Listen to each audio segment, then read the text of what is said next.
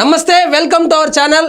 నిన్న వైఎస్ఆర్సీపీ 15వ ఆవిర్భావ దినోత్సవం రోజు కనీసం సభ పెట్టుకోకుండా, సభ పెడితే ఎక్కడ జనాలు రారోనని అక్కడే పార్టీ ఆఫీసులో ఒక 10 మందిని వేసుకోపోయి జెండా ఎగరేసేసి మళ్ళీ బెంగళూరుకి వెళ్ళిపోయినాడు యాజ్ యూజువల్గా.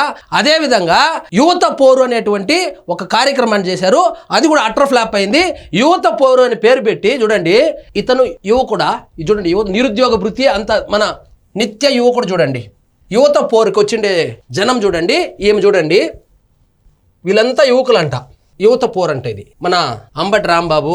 ఇది చూడండి, రైతులను తీసుకొని వచ్చి ఈయన చూడండి ఎక్కడ యువత, ఈయనకి నిరుద్యోగ వృత్తి కావాలంట, ఈయనకి నిరుద్యోగ వృత్తి కావాలంట. ఇది చూడండి, ఈమె ఇప్పుడే డిగ్రీ పాస్ అయింది. ఈయన చూడు మన మాజీ మంత్రి, ఇది చూడు పితాని బాలకృష్ణ. పితాని బాలకృష్ణకి ఏంటి ఏదన్నా నెలకు 4,000. చూడండి గొల్లపల్లి సూర్యారావు, వీళ్ళు యువత అంట. చూడండి ఈయన చూడండి చూడండి యువకుడు, ఈయన చూడండి యువకుడు. ఇది యువత పోరం చేసింది, అట్టర్ ఫ్లాప్ అయింది. అదేవిధంగా తెలుగుదేశం పార్టీ కూడా సంవత్సరానికి ఒకసారి మహానాడుని జరుపుతుంది. అది కూడా ఈసారి కడపలో ప్లాన్ చేశారు. సో జనసేన పార్టీ ఏమో ఆవిర్భావ సభ రేపు జరుపుకోబోతుంది, కడపలో తెలుగుదేశం పార్టీ కూడా మహానాడు ప్లాన్ చేస్తుంది. కానీ జనాలు రారనేసిందనే వైఎస్ఆర్సీపీ వాళ్ళు నిన్న ఊరికే జెండా ఎగరేసి యువత పోరు అని చెప్పిందని, నిరుద్యోగ వృత్తి అది ఇదని డ్రామాలు ఆడేసి వెళ్ళిపోయినారు. అది అట్టర్ ఫ్లాప్ అయిపోయింది.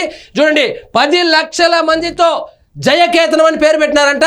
జయకేతనం అనేటువంటి ఆవిర్భావ సభ రేపు పిఠాపురంలో అంగరంగ వైభవంగా జరగబోతుంది. పిఠాపురం వేదికగా రేపే జనసేన 12వ రాష్ట్ర ఆవిర్భావ పండగ. పార్టీ పెట్టి 12 సంవత్సరాలైంది. ఫస్ట్ టైము అధికారంలో ఉండగా ఆవిర్భావ సభ అయితే జరుపుకోనున్నారు. ఎందుకంటే ఇంతకు ముందు 5 సంవత్సరాలు ఏమైందంటే సభ పెట్టుకుంటామంటే సభకు స్థలం కూడా కేటాయించేవాళ్ళు కాదు, కనీసం బస్సులు కూడా కేటాయించేవాళ్ళు కాదు. పోలీసులు అయితే సరే కాబట్టి ఎన్నో ఆటుపోట్లు ఎదుర్కొని 12 సంవత్సరాలుగా ఆవిర్భావ సభ అంగరంగ వైభవంగా చేసుకున్నప్పటికీ ఈ 12వ ఆవిర్భావ సభ మాత్రము జయకేతనం. ఎందుకంటే గెలిచిన తరువాత మొట్టమొదటి సభ కాబట్టి రాష్ట్రం నలుమూలల నుంచి లక్షల మంది వస్తారని అంచనా వేస్తున్నారు. దాదాపు 10 లక్షల మందికి ఏర్పాట్లయితే చేసినట్లు తెలుస్తోంది.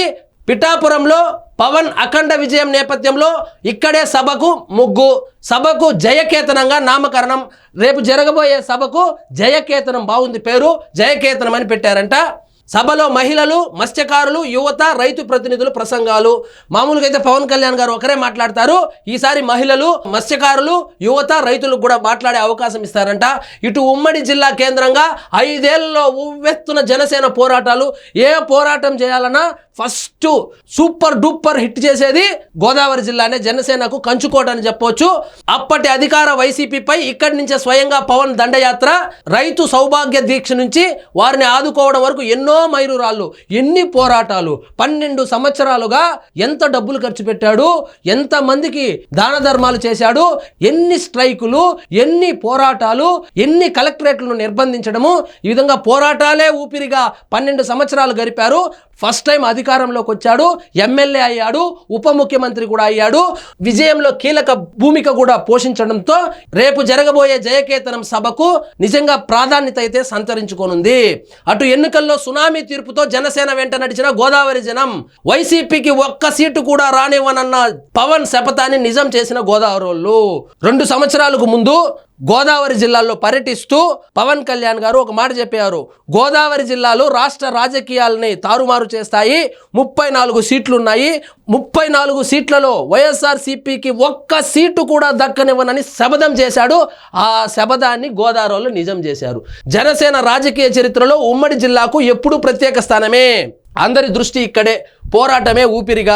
ఉమ్మడి తూర్పు గోదావరి జిల్లా వేదికగా జనసేన పార్టీ జయకేతన సభకు సన్నాహాలు చేస్తోంది. పిఠాపురం కేంద్రంగా పార్టీ 12వ రాష్ట్ర స్థాయి ఆవిర్భావ సభకు కని విని ఎరుగని భారీ ఏర్పాట్లు చేస్తుంది. ఆల్రెడీ 21 మంది ఎమ్మెల్యేలు మరియు 2 ఎంపీలు తమ నియోజకవర్గాల నుంచి తన కార్యకర్తలను వేసుకొని ఆల్రెడీ బయలుదేరారు. మొత్తానికి 10 లక్షల మందితో సభ అయితే జరగబోతుంది. సో చూడండి, జనసేన 12వ ఆవిర్భావ దినోత్సవ సభను శుక్రవారం పిఠాపురంలో అంచనాలకు మించి విజయవంతం చేసేందుకు ఆ పార్టీ పెట్టి ఎక్కడికక్కడ పక్కా ఏర్పాట్లు చేస్తుంది.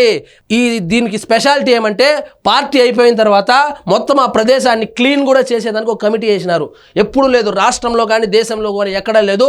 మనము ఫంక్షన్ చేసుకొని పారిపోయే వాళ్ళము ఆ గబ్బు తీసేదానికి 4 రోజులు పట్టేది ఆ మున్సిపాలిటీ వాళ్ళకు ఆ కార్పొరేషన్ వాళ్ళకి. కానీ ఈసారి కార్యకర్తలే స్వచ్ఛందంగా అది క్లీన్ చేసి కూడా వెళ్తారంట. ఇది చూడండి ఇది సభా వేదిక పిఠాపురం మండలం చిత్రాడలో జనసేన ఆవిర్భావ సభ జయకేతనం కోసం వేదిక అయితే ఏర్పాటు చేశారు. దీని మీద నుంచే రేపు పవన్ కళ్యాణ్ గారు స్పీచ్ ఇవ్వబోతారు. పవన్ కళ్యాణ్ స్పీచ్కు ఎంత ప్రత్యేకత ఉందంటే మొన్న కార్పొరేటర్కి ఎక్కువ ఎమ్మెల్యేకి తక్కువ అని చెప్పి జగన్మోహన్ రెడ్డి గారి కామెంట్ అయితే చేయడం జరిగింది. దాని మీద స్పందిస్తారా లేకపోతే అరడజన్కు 5 ఎక్కువ డజన్కు 1 తక్కువ సీట్లు వచ్చినోడితో నాకేం పని అనేసి వదిలేస్తాడా చూడాలి. మరి చూడండి నాదెండ్ల మనోహర్ గారు ఆల్రెడీ 2-3 రోజులుగా అక్కడికి వెళ్ళి మొత్తం పర్యవేక్షణ చేస్తున్నారు. అదేవిధంగా దాదాపు 10 రోజులుగా మొత్తం ఏర్పాట్లు అయితే చేస్తున్నారు. మొత్తం రాష్ట్రం నలుమూలల నుంచి దాదాపు 10 లక్షల మంది ఈ సభకు అటెండ్ అయ్యే అవకాశం ఉందని చెప్తా ఉన్నారు. ఆల్రెడీ 1200 మంది పోలీసులు కూడా అక్కడికి చేరుకొని మన భద్రతా ఏర్పాట్లు అయితే చూస్తున్నారు. తొక్కిసలాట జరగకుండా ప్రాణ నష్టం కానీ ఎటువంటి యాక్సిడెంట్ కానీ జరగకుండా చర్యలు అయితే తీసుకుంటా ఉన్నారు. ఇంతకు ముందు ప్రభుత్వం సహకరించేది కాదు, సభలకు ఎన్నో రిస్ట్రిక్షన్స్ పెట్టేది. అప్పుడే లక్షల మంది జనాలు వచ్చేవాళ్ళు. ఇప్పుడు ప్రభుత్వంలో ఉన్నారు, ఉప ముఖ్యమంత్రిగా ఉన్నారు, అందులోనూ పోలీసులు పూర్తిగా సహకారం అందిస్తున్నారు. 21 మంది ఎమ్మెల్యేలు ఉన్నారు, 2 ఎంపీలు ఉన్నారు, 2 మంత్రులు కూడా ఉన్నారు. కాబట్టి ఖచ్చితంగా ఈ సభ మీద అయితే భారీ అంచనాలు ఉన్నాయి. మరి చూద్దాం రేపు ఏ విధంగా జరుగుతుందో. కాబట్టి దాదాపు 10 లక్షల మందితో అంగరంగ వైభవంగా పిఠాపురంలో జనం పోటెత్తుతున్నారు. భద్రతా ఏర్పాట్లు కూడా అన్ని అయిపోయినాయి. ఇక రేపు సాయంత్రం 4 గంటలకు సభ అయితే జరుగుతుంది. చూద్దాం మరి అందరిలాగా నేను కూడా పవన్ కళ్యాణ్ ఏం స్పీచ్ ఇస్తాడనేసి వేచి చూస్తున్నాను. సో కామెంట్లో 12వ ఆవిర్భావ సభ జరుపుకుంటున్నటువంటి పవన్ కళ్యాణ్ గారికి శుభాకాంక్షలు అయితే తెలియజేయండి. ఇదండి ఈరోజు మన టాపిక్. మీకు ఈ వీడియో నచ్చినట్లయితే లైక్ చేయండి, షేర్ చేయండి. ఛానల్ మాత్రం సబ్స్క్రైబ్ చేసుకోవడం మర్చిపోవద్దు.